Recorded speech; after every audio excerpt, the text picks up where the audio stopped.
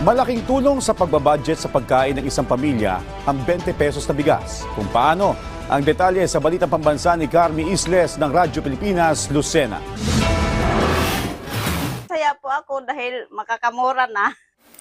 Laking tuwa ni Nanay Rowena nang marinig na sisimula na ang pagbebenta ng tig 20 pesos kada kilo ng bigas sa Visayas. At dahil naisip Pangulong Ferdinand Marcos Jr. na ipatupad ito sa buong bansa, malaki raw ang matitipid ni Nanay Rowena dahil 8 ang anak nilang mag-asawa. Sa maghapon nga raw, lampas 2 kilo ng bigas ang isinasaing nila. Sa kwenta ni Nanay Rowena, makakabili na sila ng masarap-sarap na ulam kung may mas murang bigas na mabibilhan. Ang dating 60 kilo po ang kilo ng bigas ay yung 20 pesos. Ngayon, kung sakaling magkakatotoo, ay di 20 pesos po na bigas.